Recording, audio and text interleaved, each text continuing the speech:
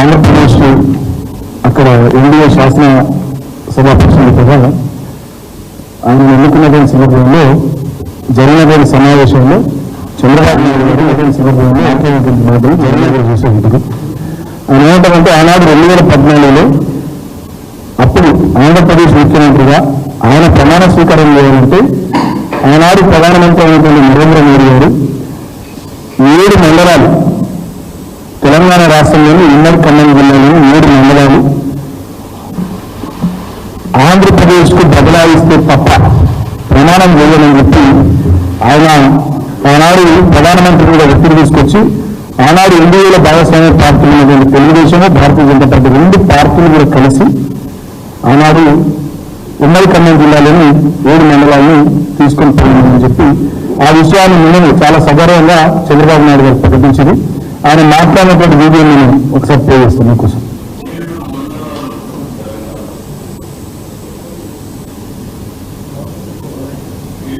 ఏడు మండలాలు ఇవ్వకపోతే నేను ప్రమాణ స్వీకారం చేయను, నాకు ఈ పదవి వద్దని ఆ రోజు చాలా స్పష్టంగా చెప్పాను. ఇది ఎప్పుడు కూడా చరిత్రలో ఎప్పుడు జరగని విషయం. ఆ రోజు ప్రధానమంత్రి గారు నరేంద్ర మోడీ గారు ఇవన్నీ ఆలోచించి ఫస్ట్ క్యాబినెట్ మీటింగ్ పెట్టి ఒక ఆర్డినెన్స్ ఇచ్చి ఆ 7 మండలాలు ఆంధ్రప్రదేశ్కి ఇచ్చి తర్వాత పార్లమెంట్ సమావేశాలు పెట్టుకున్నారంటే అది ఒక చరిత్ర. 7 మండలాలు తెలంగాణలో ఉన్నాయి. మీరు 7 మండలాలు ఇవ్వకపోతే నేను ప్రమాణ స్వీకారం చేయను, నాకు పదవి వద్దని ఆ రోజు చాలా స్పష్టంగా చెప్పాను. ఇది ఎప్పుడు కూడా చరిత్రలో ఎప్పుడు జరగని విషయం. ఆ రోజు ప్రధానమంత్రి గారు నరేంద్ర మోడీ గారు ఇవన్నీ ఆలోచించి ఫస్ట్ క్యాబినెట్ మీటింగ్ పెట్టి ఒక ఆర్డినెన్స్ ఇచ్చి ఆ 7 మండలాలు ఆంధ్రప్రదేశ్కి ఇచ్చి తర్వాత పార్లమెంట్ సమావేశాలు పెట్టుకున్నారంటే అది ఒక చరిత్ర. దీన్ని బట్టి చాలా స్పష్టంగా మరొకసారి ప్రజలందరూ కూడా తెలంగాణ సమాజానికి కొన్ని విషయాలు చెప్పాలని చెప్పి ఈ ప్రెస్ కాన్ఫరెన్స్ పెడతాము. ఆనాడు మా పార్టీ మాత్రమే ఈ నిర్ణయాన్ని వ్యతిరేకిస్తూ ఆనాడు తెలంగాణ రాష్ట్ర బంద్కు పిలుపునిచ్చింది. ఆనాడు పార్లమెంట్ సభ్యులు ఎంపీగా ఉన్న పెద్దపల్లి నుంచి 2018లో దాదాపుగా 3-4 సెషన్లు మొత్తం మేము నిరసన తెలుపుతూ అవసరమైన సందర్భంలో పోడియంలోకి పోయి అదేవిధంగా ట్రెజరీ బెంచెస్ పక్కన నిలబడి కూడా చాలా సీరియస్గా తీవ్రమైనటువంటి నిరసన ఆనాడు కేంద్ర ప్రభుత్వం ముఖ్యంగా తెలుగుదేశం పార్టీ భారతీయ జనతా పార్టీ కలిపి తీసుకున్నటువంటి ఈ నిర్ణయాన్ని వ్యతిరేకిస్తూ ఆనాడు తెలంగాణ పక్షాన మేము చెప్పడం జరిగింది. ఆ రోజు lower Sileru hydel power project కూడా ఈ 7 మండలాల్లో భాగంగా ఆంధ్రకు పోవడం. ఎప్పటికీ తెలంగాణ పవర్ డెఫిసిట్లో ఉంది, ఇబ్బందికరమైనటువంటి పరిస్థితులు ఉన్నటువంటి తరుణంలో ఆనాడు మన lower Sileru hydel power project కూడా దుర్మార్గంగా ఆంధ్రకు బదలాయించడం జరిగింది. ఈ విషయాన్ని చాలా గర్వంగా నేను చంద్రబాబు నాయుడు గారు చెప్తున్నారు. ఆనాడు తెలుగుదేశం పార్టీలో ఇవాళ తెలంగాణ రాష్ట్రానికి ముఖ్యమంత్రి ఉన్నటువంటి రేవంత్ రెడ్డి గారు ఆనాడు తెలుగుదేశం పార్టీలో కీలకమైనటువంటి నాయకుడు. ఒక్క సందర్భంలోనైనా ఒక్కసారైనా ఈ విషయానికి సంబంధించి నిరసన వెలుపులో మాట్లాడలే, ఏం చేయాలి చేయకపోగా చంద్రబాబు నాయుడుకి వెంటబడుతూ ఆనాడు రేవంత్ రెడ్డి తెలుగుదేశం పార్టీలో చంద్రబాబు నాయుడుకు అనుకూలంగా ఆయన అడుగులకు మెడలు చెప్తే ఆయన బతికింది. ఇవాళ మళ్ళీ ఆనాటి విషయాలు ఇవాళ జరుగుతున్నటువంటి కొన్ని విషయాలు చూస్తే మళ్ళీ కొంత సారూప్యత స్పష్టత నాకు అనిపిస్తుంది. తెలంగాణ సమాజానికి ఆ విషయాలు వ్యతిరేకిస్తున్నాం. ఆనాడు ఎప్పుడైతే తెలంగాణ రాష్ట్ర ప్రయోజనాలు గాలికి వదిలేసి ఆంధ్ర రాష్ట్ర ప్రయోజనాలు లక్ష్యంగా చంద్రబాబు నాయుడు నాయకత్వంలో తెలుగుదేశం పార్టీ పనిచేసిందో ఇవాళ కూడా సేమ్ అదే రకమైనటువంటి గౌరవం వాళ్ళ మాటల్లో కనబడుతుంది. అందుకనే నేను చంద్రబాబు నాయుడు గారు ఆ విషయాన్ని గుర్తు చేశారు, గర్వంగా గుర్తు చేసి ఒక చరిత్ర అని చెప్పి చెప్తా ఉన్నారు. ఇవాళ కూడా ఏం జరుగుతూ ఉంది, ఆనాటి చంద్రబాబు నాయుడు గారి శిష్యుడు అప్పటి తెలుగుదేశం పార్టీ నాయకుడు ఇవాళ తెలంగాణ రాష్ట్ర ముఖ్యమంత్రి నుండి ఆయన తీసుకుంటున్నటువంటి నిర్ణయాలలో కూడా చంద్రబాబు నాయుడు పాత్ర ఉన్నట్టుగా చంద్రబాబు నాయుడు డైరెక్షన్లోనే రేవంత్ రెడ్డి నడుస్తున్నట్టుగా నాకు అనిపిస్తూ ఉంది. ముఖ్యంగా గతంలో ఆంధ్రప్రదేశ్ రాష్ట్రానికి సంబంధించినటువంటి ప్రిన్సిపల్ సెక్రటరీగా ఇరిగేషన్ డిపార్ట్మెంట్లో ఉన్నటువంటి ఆదిత్యనాథ్ దాస్ ఆయన తెలంగాణ రాష్ట్ర ప్రాజెక్టులకు వ్యతిరేకంగా కేఆర్ఎంకి కానీ కేంద్ర జలశక్తి మంత్రిత్వ శాఖకు కానీ కేంద్ర ప్రభుత్వానికి కానీ అనేక లేఖలు రాసి అనేక మీటింగ్లలో ఆంధ్రప్రదేశ్ ప్రభుత్వం తరఫున తెలంగాణ రాష్ట్ర ప్రాజెక్టులను తెలంగాణ రాష్ట్ర నీటి వాటాను వ్యతిరేకిస్తూ చాలా సీరియస్గా పనిచేసినటువంటి వ్యక్తి ఆదిత్యనాథ్ దాస్. ఆయనను రేవంత్ రెడ్డి గారు, చంద్రబాబు నాయుడు డైరెక్షన్లో రేవంత్ రెడ్డి గారు ఇవాళ తెలంగాణ రాష్ట్ర ప్రభుత్వానికి అడ్వైజర్గా నియమించింది. అంటే 10 సంవత్సరాల తర్వాత మళ్ళా తెలంగాణలో కుట్రలు మొదలైనవి. ఈ విషయాన్ని తెలంగాణ సమాజం, తెలంగాణ బుద్ధిజీవులు, మేధావులు, తెలంగాణ ప్రజానికం గుర్తించాలని కోరుతా ఉన్నాం. తెలంగాణ రాష్ట్రం కోసం రేవంత్ రెడ్డి అన్నట్టు పోరాడిన వ్యక్తి కాదు. తెలంగాణ ఉద్యమకారుల మీద తుపాకీ తీసుకొని పోయినటువంటి వ్యక్తి, ఎన్నడూ జై తెలంగాణ అని వ్యక్తి, తెలంగాణ కోసం ఎమ్మెల్యే ఎమ్మెల్సీ పదవులకు రాజీనామా చేయనటువంటి వ్యక్తి, సమైక్యవాదానికి మద్దతుగా చంద్రబాబు నాయుడుకు అండగా నిలబడ్డటువంటి వ్యక్తి. అటువంటి వ్యక్తి వాళ్ళ తెలంగాణకు ఇక్కడ ముఖ్యమంత్రి ఉండి, అక్కడ చంద్రబాబు నాయుడు ముఖ్యమంత్రి ఉండి, మళ్ళా వీళ్ళిద్దరు ఆనాడు తెలుగుదేశం పార్టీలో ఉండి ఏ రకంగానైతే తెలంగాణ రాష్ట్ర ప్రయోజనాలకు వ్యతిరేకంగా పనిచేసిర్రో, ఇవాళ కూడా ఈయన ఇక్కడ ముఖ్యమంత్రిగా, ఆయన అక్కడ ముఖ్యమంత్రిగా మళ్ళీ తెలంగాణ రాష్ట్ర ప్రయోజనాలకు వ్యతిరేకంగా పనిచేస్తున్నట్టుగా కనబడతా ఉన్నాయి. ఆదిత్యనాథ్ దాస్ గారి నియామకమే దానికి ఒక ఉదాహరణగా కనబడతా ఉంది. తెలంగాణలో గడిచిన 10 సంవత్సరాల్లో మా ప్రభుత్వ హయాంలో జరిగినటువంటి చాలా మంచి పనులు, వాటన్నిటి విజయవంతమైనటువంటి పనుల మీద బుర్ర జల్లేటటువంటి కార్యక్రమం రేవంత్ రెడ్డి పెట్టుకున్నాడు తప్ప తెలంగాణ ప్రజానికానికి ముఖ్యమంత్రిగా ప్రభుత్వంగా తను ఏం చేయాలో ఆ బాధ్యతను విస్మరించింది. ఇవాళ నేను అడుగుతా ఉన్న రేవంత్ రెడ్డి గారిని, మీకు చిత్తశుద్ధి ఉంటే మనం మీరు మేనిఫెస్టోలో చెప్పారు కదా, గతంలో ఏవైతే ఉమ్మడి ఖమ్మం జిల్లాలో నుండి 7 మండలాలకు బదలాయించబడ్డాయో వాటి గురించి మేము ప్రయత్నం చేస్తామని మనం మీరు చెప్పారు కదా, దాని గురించి 7 మండలాలకు బదలాయించబడ్డాయో వాటి గురించి మేము ప్రయత్నం చేస్తామని మనం మీరు చెప్పారు కదా, దాని గురించి ప్రయత్నం చేయాలి. అంతేకాకుండా అసలు ఆ 7 మండలాలకు సంబంధించి మాత్రమే కాకుండా భద్రాచలం రూరల్ మండలంలో ఉన్న 5 గ్రామ పంచాయతీలు కూడా అడిగికి బదలాయించారు.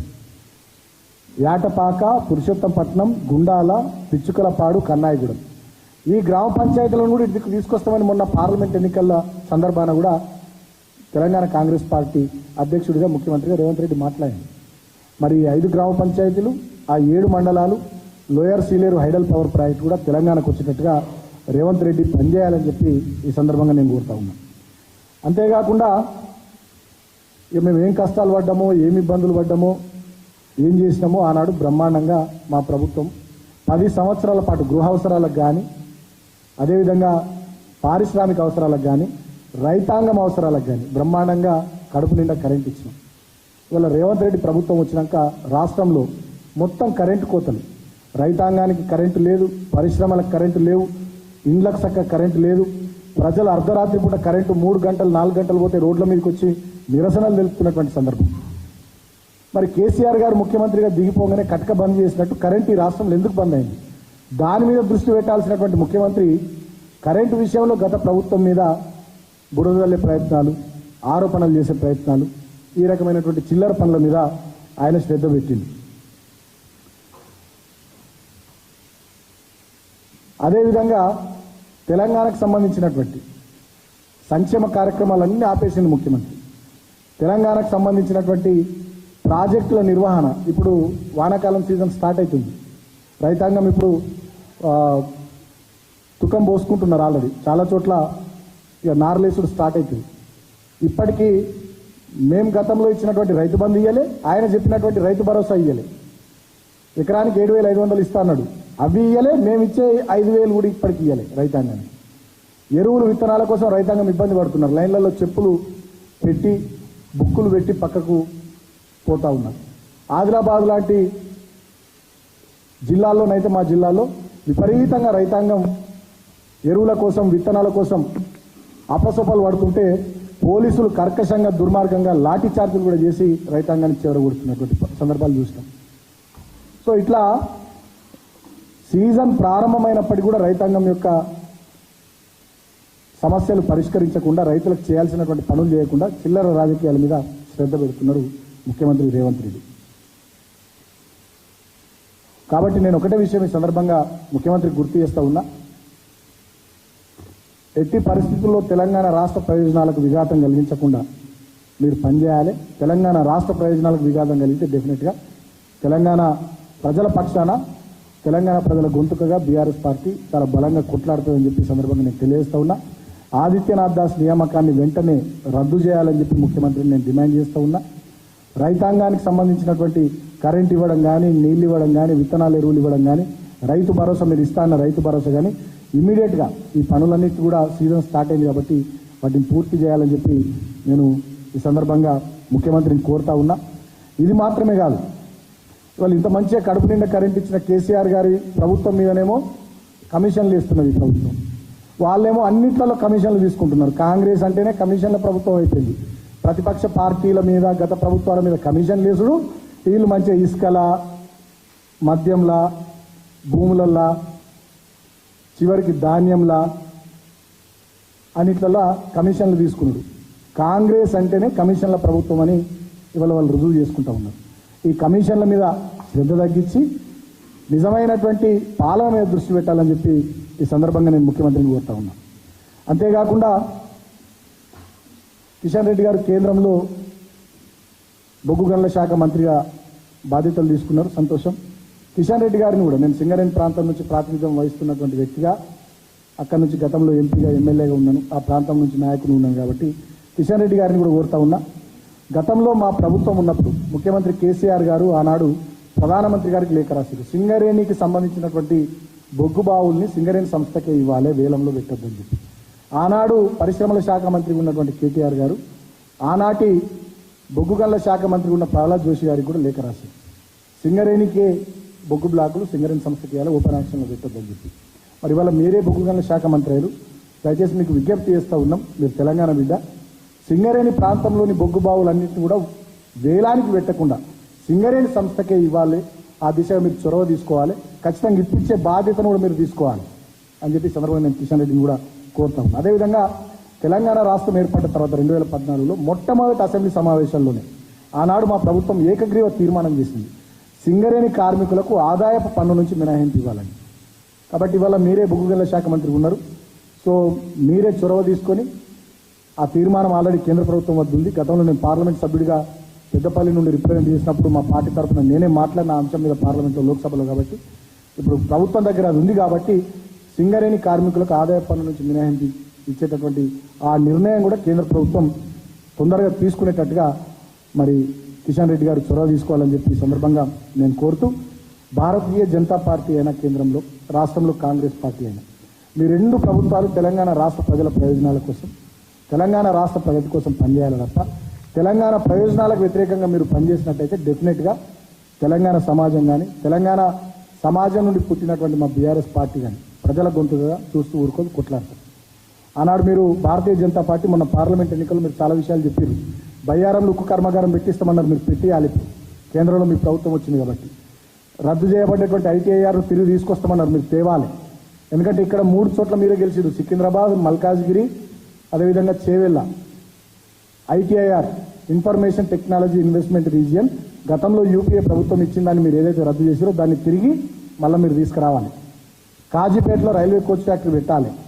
అదేవిధంగా ప్రతి జిల్లాకు నవోదయ విద్యాలయ, కేంద్రీయ విద్యాలయాలు ఇప్పియాలి. మీరు విభజన చట్టంలో ఆనాడు ఏవైతే తెలంగాణకు రావాల్సిన న్యాయంగా హక్కుగా ఉండేనో వాటన్నిటిని నెరవేర్చేటట్టుగా ఇక్కడ నుంచి మీరు 8 మంది ఎంపీలు గెలిచారు భారతీయ జనతా పార్టీ నుంచి, దాంట్లో 2 కేంద్ర మంత్రులు అయినారు. మీరు ఇమ్మీడియట్గా వాటి మీద దృష్టి పెట్టాల్సిందిగా నేను కోరుతా ఉన్నా. కాంగ్రెస్ పార్టీ నుంచి కూడా 8 మంది ఎంపీలు గెలిచారు. మరి ఈ జూన్ 24 నుంచి పార్లమెంట్ సమావేశాలు ప్రారంభం కాబోతున్నాయి అంటున్నారు. మీరు కూడా కేంద్ర ప్రభుత్వం మీద ఒత్తిడి తీసుకురావాలి. గతంలో మీరు 3 ఎంపీలు ఉండి ఎన్నడూ కూడా తెలంగాణ గురించి పోయిన పార్లమెంట్ సమావేశాల్లో పోయిన టర్మ్ మొత్తం మీరు మాట్లాడలేదు. మరి ఇప్పుడు 8 మంది ఎంపీలు గెలిచారు మీరు కాంగ్రెస్ పార్టీ నుంచి, మీరు గొంతు విప్పాలి. తెలంగాణకు రావాల్సినటువంటి న్యాయమైనటువంటి వాటా కానీ హక్కుల విషయంలో కేంద్ర ప్రభుత్వాన్ని మీరు పార్లమెంట్లో నిలదీసే బాధ్యతను కూడా తెలంగాణ కాంగ్రెస్ ఎంపీలు తీసుకోవాలని చెప్పి, మీరు ఒకవేళ ఆ పనులు చేయకుండా ఏదో తప్పించుకుంటే మీరు గెలిచిపోయినాం అయిపోయిందిగా అని తెలంగాణ సమస్యలు, తెలంగాణ ప్రయోజనాలు అంటే పట్టింపు లేకుండా తెలంగాణ 8 మంది కాంగ్రెస్ ఎంపీలు కానీ 8 మంది భారతీయ జనతా పార్టీ ఎంపీలు, 2 కేంద్ర మంత్రులు మీరు పట్టించుకోకుండా ఉంటే డెఫినెట్గా ప్రజాక్షేత్రంలో మీకు తగిన గుణపాఠం ప్రజలు చెప్తారని చెప్పి సందర్భంగా నేను తెలియజేస్తాను. Thank you.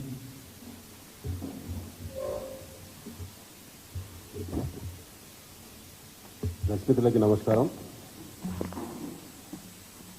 ఇప్పుడు మా సుమన్ గారు మాట్లాడినట్టు బీఆర్ఎస్ పైన కాంగ్రెస్ ప్రభుత్వం కమిషన్లు వేసి కాంగ్రెస్ పార్టీ మంత్రుల పేషీలో మాత్రం కమిషన్ల కోసం ప్రత్యేకమైనటువంటి అధికారులను నియమించి కమిషన్లు వసూలు చేస్తా ఉన్నారు. బీఆర్ఎస్ పార్టీ ఆరోపణ చేసింది నెల రోజులు అవుతున్నది తెలంగాణ సివిల్ సప్లైస్ డిపార్ట్మెంట్లో జరిగిన కుంభకోణం గురించి. ఇప్పటివరకు ముఖ్యమంత్రి రేవంత్ రెడ్డి గారు 1-2 సార్లు లీకులు ఇచ్చారు, వార్తలు సమీక్ష చేస్తామని చెప్పి. చర్యలు జరుగుతాయేమో అన్ని ఆధారాలు పత్రికా సోదరుల ద్వారా తెలంగాణ సమాజం ముందు పెట్టింది బీఆర్ఎస్ పార్టీ. మా వర్కింగ్ ప్రెసిడెంట్ కేటీఆర్ గారు అన్ని రకాల ఆధారాలతోటి ప్రెస్ కాన్ఫరెన్స్ నిర్వహించారు. ఉత్తమ్ కుమార్ రెడ్డి గారు కూడా ఇండైరెక్ట్ గా జరిగిందంతా వాస్తవం అన్నట్టే చెప్పారు వారు ప్రెస్ కాన్ఫరెన్స్ తప్ప ఏ ఒక్కటి కూడా వారు ఖండించలేకపోయారు. ఇప్పటి వరకు చర్యలేదు. అధికారులను సమాచారం అడిగితే స్పందన లేదు. ప్రెస్ మిత్రులు సివిల్ సప్లైస్ డిపార్ట్మెంట్ చూసే ప్రెస్ మిత్రులు సమాచారం కోసం పోతే లోపలికి అలౌ చేస్తలేదు సివిల్ సప్లైస్ డిపార్ట్మెంట్. రహస్యం ఎందుకు? రైస్ టెండర్లు రద్దయినాయా? టెండర్లు లైవ్లో ఉన్నాయా? ప్యాడీ టెండర్లు రద్దయినాయా? లైవ్లో ఉన్నాయా? టైం అయిపోయింది కాబట్టి ఎక్స్టెన్షన్ వద్దని బీఆర్ఎస్ ఆరోపిస్తూ ఉన్నది. ఎక్స్టెన్షన్లోనే కుంభకోణానికి మీరు అనుమతించినట్టు ఉంటుంది. జరిగిన దానిపైన విచారణ చేసి బాధ్యులపైన చర్యలు చేయాలని చెప్పి బీఆర్ఎస్ డిమాండ్ చేస్తూ ఉన్నది. కానీ ఎక్స్టెన్షన్ ఇచ్చినట్టు 2 నెలల పాటు ఇచ్చినట్టు వార్తలు వస్తున్నాయి. నిజమా కాదా? ఇప్పటి వరకు దాదాపు 10,000 కోట్ల రూపాయల ట్రాన్సాక్షన్ జరిగేటువంటి ఈ టెండర్లకు సంబంధించిన ఆరోపణలు ఇంత తీవ్రంగా వచ్చినప్పుడు సంబంధిత శాఖ మంత్రి ఉత్తమ్ కుమార్ రెడ్డి గారు ఇప్పటి వరకు స్పష్టమైన ప్రకటన చేయలేదు. ముఖ్యమంత్రి రేవంత్ రెడ్డి గారు ఇప్పటివరకు ఆ శాఖ మీద సమీక్ష చేయలేదు. సంబంధిత అధికారి కమిషనర్ గారు కూడా అధికారిక ప్రకటన చేయకుండా ఎవరికి అందుబాటులో ఉండటం లేదు. ఆంతర్యం ఏంటని చెప్పి వాళ్ళ బీఆర్ఎస్ మళ్ళీ అడుగుతున్నది. ఇవాళ టెండర్లు దక్కించుకున్న బిడ్డర్స్ ఎవరైతున్నారో వాళ్ళు అదనపు డబ్బులు వసూలు అనేది వాళ్ళు ఆధారాలతో కూడిన వసూలు చేస్తున్నారని చెప్పి ఆనాడు ఆధారాలు బయట పెట్టినాం. ఇవాళ మళ్ళీ మీ ద్వారా మళ్ళీ మేము డిమాండ్ చేస్తూ ఉన్నాం. రైస్ మిల్లర్ల దగ్గర ఉన్నటువంటి ప్యాడీ ఏదైతే ఉన్నదో, మహాప్రభు మా దగ్గర ప్యాడీ వర్షాకాలం నెత్తి మీదకి వచ్చింది, వర్షాలు పడుతున్నాయి, ప్యాడీ డ్యామేజ్ అవుతున్నది, ఆ ప్యాడీని లిఫ్ట్ చేయండి అని అన్ని జిల్లాల కలెక్టర్లకు రైస్ మిల్లర్ల అసోసియేషన్ వారు ఇవాళ రిప్రజెంటేషన్ ఇచ్చుకున్నారు. 4వ తేదీ, 5వ తేదీ, 6వ తేదీ, 7వ తేదీల్లో ఈ రాష్ట్రంలో అన్ని జిల్లాల రైస్ మిల్లర్ అసోసియేషన్ వాళ్ళు సంబంధిత జిల్లా కలెక్టర్లకి రిప్రజెంటేషన్ ఇచ్చారు. మా దగ్గర ప్యాడీని తొందరగా లిఫ్ట్ చేయండి. ఏ కాంట్రాక్టర్లు అయితే టెండర్లు దక్కించుకున్నారో వాళ్ళు డబ్బులు మాత్రమే అడుగుతున్నారు, మా దగ్గర ప్యాడీ ఇస్తామంటే తీసుకోవటం లేదు అని మిల్లర్లే సివిల్ సప్లైస్ కమిషనర్కి జిల్లా కలెక్టర్లకు రాతపూర్వకంగా వారు ఫిర్యాదు చేయడం అంటే ఏ స్థాయిలో కుంభకోణం ఉన్నదో, ఇది ఎంత బలంగా ఉన్నదో, దీని పునాదులు ఎంత బలంగా వేయడం జరిగిందో కాంగ్రెస్ పార్టీ ఒకసారి ఆలోచించాలని చెప్పి తెలంగాణ రైతాంగానికి, తెలంగాణ ప్రజలకు బీఆర్ఎస్ కోరుతా ఉన్నది. కాబట్టి అంటే రైస్ మిల్లర్లే మా దగ్గర ప్యాడీని ఎత్తడానికి మేము సిద్ధంగా ఉన్నాం, కానీ టెండర్లు దక్కించుకున్న కాంగ్రెస్ ఆశీర్వాదంతో టెండర్లు దక్కించుకున్నటువంటి కాంట్రాక్టర్లు మాత్రం మాకు అదనపు డబ్బులు ఇవ్వాల్సిందే అని వేధింపులకు గురి చేస్తున్నారు రైస్ మిల్లర్లు అని చెప్పి రైస్ మిల్లర్ల అసోసియేషన్లు ఇవాళ వ్రాతపూర్వకంగా ఫిర్యాదు చేసిన సంబంధిత మంత్రి ముఖం ఎక్కడ పెట్టుకున్నాడు? కమిషనర్ గారు ఎందుకు స్పందించడం లేదు? వీళ్ళపైన చర్యలు ఎందుకు తీసుకోవటం లేదు? ముఖ్యమంత్రి రేవంత్ రెడ్డి గారికి ఇందులో సంబంధం లేకుంటే ఇప్పటి వరకు ఇంత తీవ్రమైన ఆరోపణ కాంగ్రెస్ ప్రభుత్వం వచ్చిన తర్వాత నిలబడే ఆరోపణ ఇవాళ బీఆర్ఎస్ పార్టీ చేసింది. ఆధారాలను బయట పెట్టినా కూడా ముఖ్యమంత్రి గారు దీని మీద సమీక్ష చేస్తలేడంటేనే వారికి ఉన్నటువంటి సంబంధం ఏంటి? అంటే ఇది ఏ స్థాయిలో ఎంత బలమైన పునాదులు ఈ కుంభకోణంలో పునాదులు పడ్డాయో ప్రజలందరూ కూడా ఆలోచించాలి. రెండోది ఏంటంటే వీటిపైన మొన్నటి వరకు ఎన్నికల కోడ్, ఆ తర్వాత గ్రాడ్యుయేట్ ఎన్నికల కోడ్ మొన్నటి వరకు ఉన్నది. ఇవాళ ఎన్నికల కోడ్ కూడా అయిపోయింది కాబట్టి తదుపరి బీఆర్ఎస్ పార్టీ అంచెలంచెలుగా ఆందోళనల వైపు అడుగులు వేస్తుంది. సివిల్ సప్లైస్ భవన్ ముట్టడి కొద్ది రోజుల్లోనే ముట్టడి తప్పకుండా ఉంటుంది. బీఆర్ఎస్ వర్కింగ్ ప్రెసిడెంట్ కేటీఆర్ గారు ఆ కార్యాచరణను కూడా త్వరలోనే అనౌన్స్ చేస్తారని చెప్పి కూడా ఈ సందర్భంగా మీ ద్వారా నేను తెలియజేయడం జరుగుతా ఉంది.